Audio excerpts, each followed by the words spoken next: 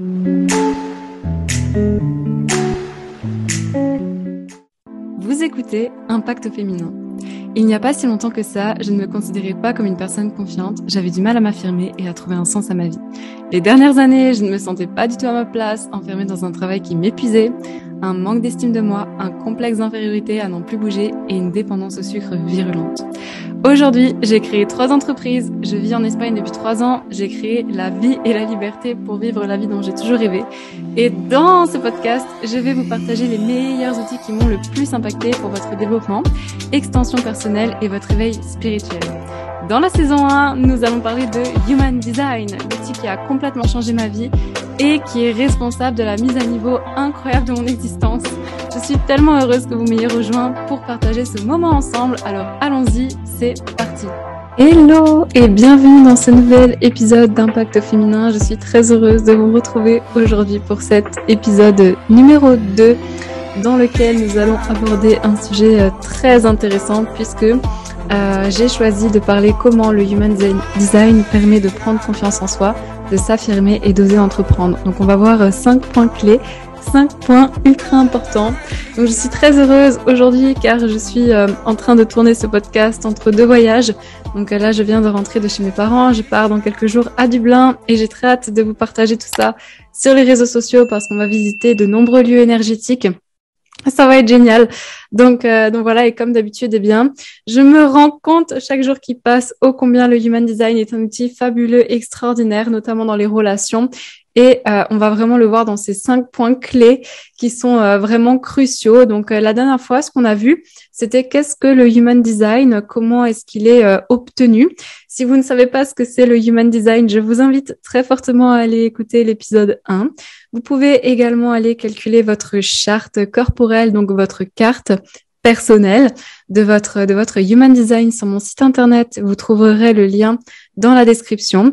Comme ça, vous pouvez avoir votre carte et puis commencer à la décrypter et comprendre énormément de choses à votre sujet.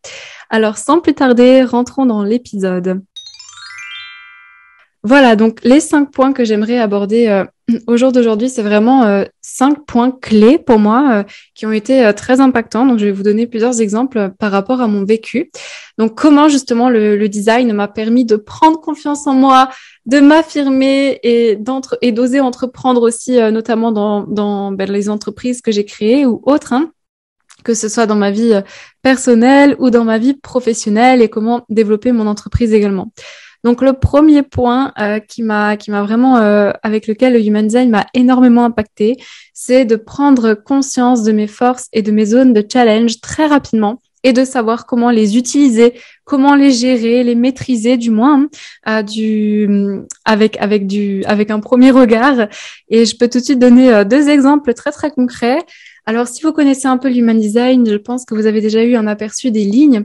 Vous savez, lorsque vous calculez votre charte, vous avez un profil qui vous est propre et qui en dit long sur votre personnalité. Donc, moi, j'ai un profil 5-1 et on dit dans le Human Design que le profil 5 est une personne qui est leader, qui est dirigeant et qui reçoit énormément de projections. Et pourquoi est-ce que je vous parle de ça? Parce que lorsque j'ai découvert le design et qu'on m'a parlé de cette fameuse ligne 5, il y a tellement de choses qui se sont expliquées en seulement 5 minutes. Je vous explique concrètement. Une ligne 5, c'est quelqu'un qui, de premier abord, on lui fait toujours la bonne projection dessus, ou du moins, on met la projection de ce qu'on aimerait voir chez lui. Donc, c'est pas toujours ce qu'il est, en fait. On émet sur le 5 quelque chose qu'on aimerait de lui. Et en fait, si le 5 n'est pas clair dans sa communication, les personnes autour de vous peuvent être très vite déçues et du coup vous critiquer ou vous faire une réputation d'enfer entre guillemets. Mais c'est vrai que par rapport à ça, quand j'ai compris mon 5, j'ai vraiment été surprise de la manière dont certaines personnes réagissaient autour de moi parce que je passais beaucoup de temps à aider les autres, et à partir d'un moment où je pouvais plus aider et que peut-être la personne en face de moi elle avait mis une projection sur moi et elle s'attendait peut-être à plus alors que moi j'avais atteint mon maximum d'aide pour elle, eh bien, je recevais critiques. C'était très challengeant pour moi. Et le fait de savoir ça, de vraiment comprendre, quand on a un 5 dans son profil, de vraiment s'exprimer sur ce qu'on va pouvoir réaliser, et sur ce qu'on va pas pouvoir réaliser pour la personne, parce que du coup, les gens font des projections sur nous. Ça peut être n'importe quelle projection, ça peut être des hommes qu'on rencontre dans la rue en tant que femme, ça peut être dans un travail quand on se présente à un entretien d'embauche. Et que du coup, ils voient en moi la sauveuse, celle qui va pouvoir remplir toutes les tâches, mais pas du tout. Moi, je pourrais aider dans ça, ça et ça, mais par contre, ça, je pourrais pas le faire. Et c'est vrai qu'il y a plein de fois dans beaucoup d'entreprises où je suis rentrée, eh bien, on projetait en fait sur moi quelque chose, et c'était pas le cas. Ou ça pouvait être aussi le matin quand j'arrivais au travail et que certaines personnes me disaient oula, mais t'as pas l'air très bien aujourd'hui, alors que j'étais très bien. Et du coup, en me disant ça, ben moi, je commençais par croire, je me disais qu'est-ce que j'ai fait? J'ai l'air de pas avoir l'air bien. Qu'est-ce qui s'est passé? Et voilà. Donc ça a été vraiment très impactant pour moi de voir mes zones de challenge et mes forces, puisque également j'ai un canal dans mon schéma qu'on appelle le 360 qui est une force vitale de mutation, de changement. Et c'est vrai que les personnes qui ont ce canal-là peuvent se sentir très vite mélancoliques lorsqu'elles n'innovent pas, lorsqu'elles ne créent pas, et qui ont vraiment besoin de beaucoup de changements, et qui ont le don de transformer les choses anciennes en quelque chose de nouveau, d'innovant. Et c'est vrai que ça, je l'avais identifié, mais ça m'a énormément aidé en fait de le poser. Donc si je pouvais faire vraiment un résumé de ce premier point, c'est vraiment de prendre conscience directement de nos forces, de nous ramener à des histoires de vie, à des passages de notre vie où on se dit ah mais c'est vrai que ça s'est passé comme ça, et après il s'est passé ça. Donc du coup maintenant, pour éviter que ça se réitère, je peux agir comme ça, comme ça, comme ça. Et avec un don, ah oui, c'est vrai que ça, on me l'a déjà dit, je l'ai déjà identifié. Et du coup, c'est vrai que je pourrais le mettre plus en avant, par exemple, dans mon travail, de mettre, par exemple, de prendre des choses anciennes et du coup d'en parler peut-être de manière plus innovante, de manière totalement changée. Voilà, donc c'est vraiment très intéressant pour ce premier point. La deuxième des choses, le deuxième point qui est très important, ça permet en fait de mettre des mots sur des situations et surtout sur des schémas répétitifs.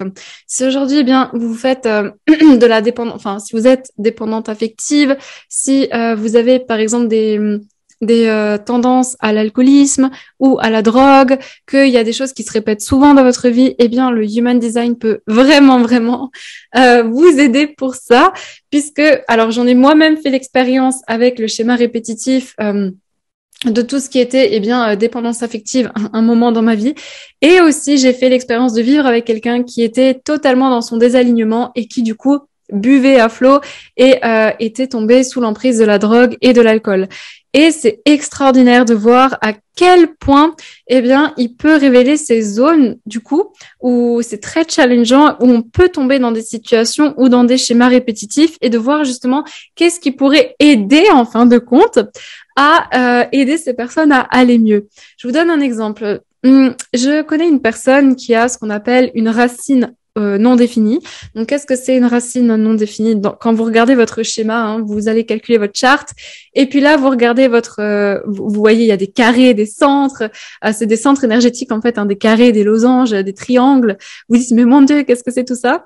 Et ce sont des centres énergétiques. Et quand vous regardez le centre énergétique qui est tout en bas, donc voilà, celui qui est vraiment à la racine, le carré tout en bas, c'est le centre de la racine.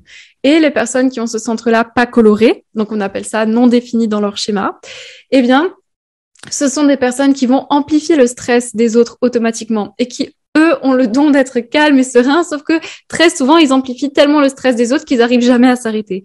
Et par exemple, les enfants qui ont ça, ce sont des enfants qui sont des fois très hyperactifs ou qui ont du mal à se poser. Et combien on leur donne des pilules pour justement qu'ils se calment, alors qu'en fait, c'est juste qu'ils sont en train d'amplifier tout le stress autour d'eux. Et ça, je l'ai vu chez mon conjoint, je l'ai vu chez des amis de mon conjoint qui, eux, justement, ont une racine non définie, que quand ils étaient petits, on les a diagnostiqués hyperactifs, et que du coup, on les a mis sous pilule.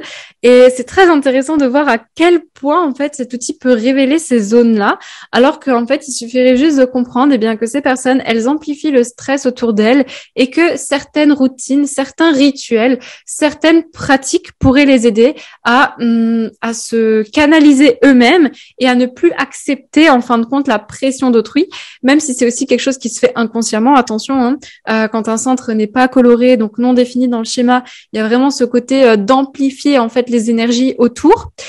Donc par exemple, moi qui ai une racine très fortement activée, donc le centre tout en dessous, le carré tout en dessous sur le schéma, eh bien, je serais susceptible, même sans le vouloir, de mettre mon conjoint, par exemple, sous pression, que lui-même, en fait, ressente ma pression et mon stress sans même que je dise ou que je fasse des choses.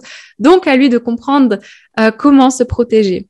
Donc ça, c'était vraiment une histoire qui m'a le plus impactée lorsque j'ai découvert le design il y a 3 ans, et également avec ce qu'on appelle l'ego non défini. Donc un centre non défini, c'est quand c'est blanc sur votre charte. Il n'y a pas de mal à avoir des centres blancs. C'est la petite aparté. Au contraire, si vous avez des centres blancs, ça ne veut pas dire que vous êtes plus vulnérable ou autre. Je viens de faire un reel sur Instagram à ce sujet. Comme quoi, c'est vraiment OK d'avoir des centres blancs et d'avoir des centres colorés. La seule chose, c'est de savoir eh bien comment vous vivez ces centres au jour d'aujourd'hui. Du coup, donc par rapport à moi, l'ego non défini, l'ego, c'est vraiment le plus petit centre que vous pouvez apercevoir sur votre charte. C'est le petit triangle. C'est le plus petit, en fait. C'est le plus simple à reconnaître de prime abord et c'est le centre de l'ego. Et chez moi, il est complètement ouvert. Ça veut dire que il n'y a pas de numéro activé à l'intérieur, donc il n'y a pas de porte colorée. Donc il est complètement ouvert, mon ego, et ça signifie qu'on peut manquer d'estime de soi et qu'on peut très souvent s'auto-flageller ou ne pas prendre confiance en soi et ne pas s'affirmer ou du moins, eh bien, tout le temps se dénigrer. Donc moi, j'ai été très longtemps dans ce schéma répétitif parce que j'avais l'impression de devoir tout le temps prouver. Je faisais des choses pour prouver ma valeur, des promesses à des personnes pour prouver que moi aussi je pouvais le faire, que moi aussi, eh bien, j'étais la meilleure, que moi aussi je pouvais y arriver. Et ça a été vraiment très dur pour moi parce que toute mon enfance, en fait, j'ai pensé que j'étais moins bien que les autres parce que je recevais des moqueries de la part de certaines personnes, comme je suis dyslexique et que des fois, eh bien, je confonds des mots ou des lettres et peut-être que mes profs, quand j'étais en primaire, m'auraient dit que je ne serais même pas capable de tourner un podcast. D'ailleurs, ça a été le cas. Donc il y a vraiment voilà ce côté de où j'ai vraiment été mis directement dans une case par mes professeurs et du coup ça a éveillé les moqueries de certaines personnes autour de moi et le fait d'avoir cet ego-là non défini, donc ce manque d'estime de moi permanent, ça a été très dur parce que en fait, j'avais toujours l'impression qu'il fallait que j'en fasse plus, que je prouve, allez, qu'il faut vraiment se challenger, se motiver dans la compétition. Alors qu'en fait, je n'ai rien à prouver à personne. Je n'ai rien à prouver à personne de ma valeur. Et ça, pourquoi je parle de schéma répétitif? Parce que un ego non défini dans l'human design, il doit vraiment apprendre à comprendre qu'il n'a rien à prouver à personne, qu'il n'est pas là pour prouver sa valeur, à faire des promesses. Il a juste à se respecter, à respecter ce qu'il fait vibrer en fonction de ce qu'on appelle la stratégie et l'autorité intérieure. La stratégie et l'autorité intérieure, c'est vraiment comme une boussole intérieure qui va vous aider à prendre vos décisions de la manière la plus alignée possible. Et c'est vrai que cet ego, pour moi, il a été très dur. Donc, jusqu'à ce que je n'ai pas compris la leçon et que je continuais à faire les choses pour prouver, pour dire, allez, je suis la meilleure, regardez-moi. Moi aussi, je peux le faire. Moi aussi, je vais faire comme elle. Ou de vouloir faire des choses dans cette énergie d'ego. Eh bien, à chaque fois, les choses n'avançaient pas. Donc, et dans mon business, pareil. Et ce podcast, je vous le fais vraiment avec joie, avec plaisir. Et il n'y a pas de compétition ou autre, en fait. C'est vraiment l'authenticité à l'état pur. Et voilà, donc le point important aussi dans la deuxième clé, hein, en quoi peut vous aider l'human design, c'est vraiment d'identifier pourquoi des fois il vous arrive des choses, par exemple votre business stagne ou vous rencontrez des personnes entre guillemets toxiques et vous dites mais pourquoi? Eh bien peut-être que vous êtes dans le non-soi d'un centre en fait. Et c'est ultra intéressant. Le non-soi d'un centre, c'est quoi? C'est tout simplement quand vous n'êtes pas dans le plein potentiel du centre énergétique, donc dans tout ce que vous voyez de carrés, de triangles, les losanges, etc. Le troisième point qui pour moi a été très impactant pour prendre confiance en soi et s'affirmer et oser entreprendre, c'est comment apprendre à faire confiance à son corps pour prendre des décisions le plus alignées possible en fait. Et je vais reparler de la stratégie et de l'autorité intérieure. Et c'est vrai que quand on apprend ça, quand on se dit mais en fait c'est vrai, j'ai déjà ressenti auparavant, avant de connaître le design, que quand il y avait quelque chose où je disais allez je vais le faire, alors qu'au fond de moi c'est comme si mon corps est reculé, ou c'est comme si j'avais une résistance et que je me disais Elisa, ne le fais pas, ne le fais pas, ne le fais pas, mais pourtant tu vas quand même. Donc je me disais mais what, je vais pas écouter mon corps, ma tête elle me dit ça, c'est bien pour ça va m'aider pour ça. Et au final j'étais sûre qu'à chaque fois il y avait quelque chose, mais je ne comprenais pas parce qu'on m'a toujours appris à prendre des décisions de manière stratégique, logique, ou logique, j'ai envie de dire. Hein. Le monde est logique, Elisa a fait les choses logiquement. Alors qu'en fait, la vie n'est pas logique. Et si je vous racontais des histoires qui me sont arrivées, rien n'est logique, ok, dans la vie. Et du coup, encore récemment, ça m'est arrivé parce que il y a une personne qui m'a demandé d'aller quelque part dans une retraite, et j'ai dit pourtant cette retraite elle me tente, mais je sais pas pourquoi mon corps y va en arrière. Et ça c'est vraiment votre stratégie autorité intérieure qui vous parle en fait, c'est votre corps d'une manière ou d'une autre. Hein, donc pour moi ce sera sacral. Peut-être que vous êtes émotionnel, peut-être que vous êtes splénique sur votre schéma, peut-être qu'il y a marqué différentes choses. Allez voir sur mes articles de blog, j'ai parlé des autorités intérieures. Je vous mettrai le lien dans la description, comme ça vous pouvez aller voir les différentes autorités intérieures et commencer à prendre contact avec elles et contact avec votre corps pour prendre des décisions. Et c'est incroyable à chaque fois que vous respectez ça, comment la fluidité, elle arrive à vous. Et le plus challengeant ici, ça va être de vraiment commencer à faire confiance à son corps. Quand pendant, par exemple, 30 ans, on a fait confiance à sa tête, et je vous assure que ça a été, mais vraiment, je sais qu'il y a des personnes qui le ressentent déjà, mais le fait de mettre des mots très concrets et d'expliquer les choses très concrètement, ça vous fait dire ah mais en fait c'est vrai, ça m'est déjà arrivé, mais du coup c'est carrément ça, et c'est vraiment génial. Donc voilà pour le troisième point. Le quatrième point qui m'a énormément impacté aussi, c'est adapter ma communication et lâcher prise dans mes relations. Quand on connaît le design et qu'on commence à regarder le human design de ses parents, de son conjoint, de ses enfants, on se dit ok, je comprends maintenant, j'ai compris, I get it. C'est pour ça. Et ça fait comme un déclic en fait, et vous vous dites mais en fait je peux pas le changer, je peux lui suggérer des choses, mais il sera comme ça, c'est comme ça. Et ça donne vraiment une compréhension, par exemple, sur des conflits qu'il y a peut avoir, ou des choses qui sont complètement inutiles. Des fois, dans la vie, on banalise les relations, alors que quand les personnes meurent ou disparaissent, eh bien, on se dit, mais pourquoi je lui ai pas dit ça avant? Et c'est vraiment dommage. Et du coup, des fois, on a tendance à se prendre la tête et à banaliser les relations pour rien, ou voilà. Et c'est vraiment impactant ça, parce que le fait de vraiment mettre des mots sur le schéma de la personne avec qui vous vivez, sur vos enfants, de vous dire ah mais à l'école on me dit qu'il est toujours dans la lune, que c'est vrai que il a tendance à jouer au petit chef. Oui, mais pourquoi en fait? Peut-être qu'il y a des choses chez lui où c'est des dons en fait, et on est en train de lui pas de lui gâcher, mais ceux qui me connaissent, vous savez comme quoi je déteste le système éducatif français, voilà, comme ça c'est dit. Et comme je suis très authentique, et bien du coup, voilà, il y a des choses qui sont très intéressantes, et ça va vraiment vous aider à adapter votre communication, que ce soit avec votre audience, avec votre communauté, avec les personnes avec qui vous vivez, avec voilà vos parents, de régler des choses, de vous dire c'est vrai que lui par exemple il est générateur, donc je vais lui poser des questions fermées. C'est vrai que mon enfant il est projecteur, donc à des moments il peut être fatigué, et même s'il s'est déjà reposé, peut-être qu'il était fatigué parce qu'il a joué avec d'autres personnes, et que maintenant il a pris l'énergie des autres, et qu'il se sent ultra il faut que je le respecte aussi, et il faut aussi que je respecte les membres de ma famille qui sont susceptibles peut-être de prendre le stress plus facilement, ou les émotions des autres. Alors quand je dis plus facilement, attention, hein, c'est toujours une manière de comment la personne va vivre les choses, mais c'est génial pour améliorer les relations. Et d'ailleurs dans ma formation Success by Design, j'ai énormément de femmes donc qui l'ont pris pour leur reconversion professionnelle, hein, comme indiqué,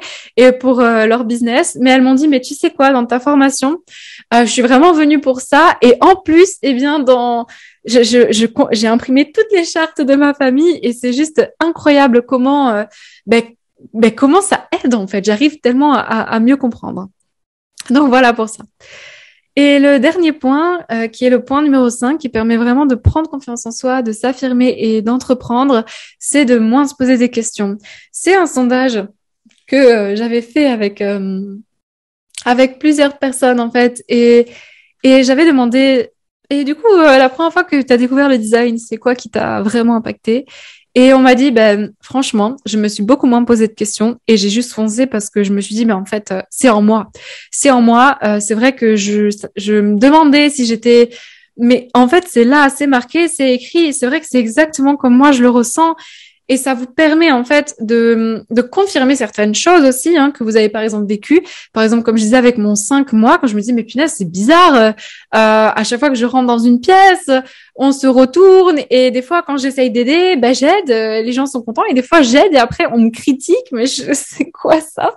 Et il y a des choses qu'on conscientise et en fait, mais c'est intéressant d'avoir les mots dessus et du coup moins se poser de questions pour aller peut-être plus vite passer à l'action, tout de suite se dire, OK, j'ai ces forces-là, j'ai ces zones de challenge-là, donc je vais me concentrer sur ça, je vais me concentrer sur ce qui fonctionne, je sais que je suis comme ça, je sais même au niveau des lois de l'univers, que ce soit la loi de la polarité, la loi de l'attraction, peu importe, en fait, ce sont des choses qui vous aident incroyablement.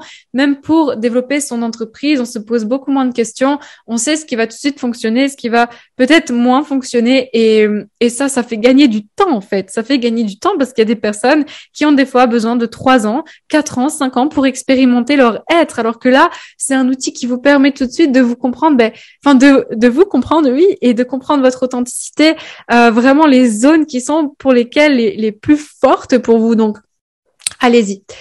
Voilà pour les 5 points que j'avais envie de vous partager aujourd'hui. C'était pour moi les choses très importantes parce que ça peut réellement vous aider dans plein de domaines du human design, que ce soit dans vos relations de couple, dans votre entreprise pour la développer, avec vos enfants, dans votre conversion professionnelle pour comprendre, voilà, c'est vrai que moi, il me faut plus un travail où je puisse faire ça, où je puisse faire ça, ça, ça ou ça. Et c'est très, très, très intéressant et ça vous fait gagner énormément de temps. Donc voilà. Pour tous ceux qui souhaitent calculer leur charte, vous avez toutes les choses en description et vous pouvez aussi venir me poser vos questions sur les réseaux sociaux. Vous pouvez retrouver ce podcast sur YouTube également et me retrouver sur Instagram. Si vous avez quoi que ce soit, vous pouvez m'envoyer un message. Je suis toujours ravie de vous lire, d'avoir vos retours et surtout calculer votre charte et commencer à la décrypter parce que vous verrez, vous allez comprendre plein de choses. Je rappelle également que ma formation Success by Design est toujours disponible si vous souhaitez entreprendre, si vous souhaitez vous reconvertir professionnellement, si vous avez envie, si vous êtes en quête de sens, j'ai envie de dire, vraiment, si vous êtes en quête de sens, que vous avez envie de vraiment vous comprendre par rapport à des situations, venez. Parce que quand j'ai découvert le design il y a 3 ans, ça m'a réellement changé, ça m'a impacté, ça a impacté toute ma vie entière. Voilà, donc on en parlera au fur et à mesure des podcasts. Et je vais commencer les podcasts sur les types également.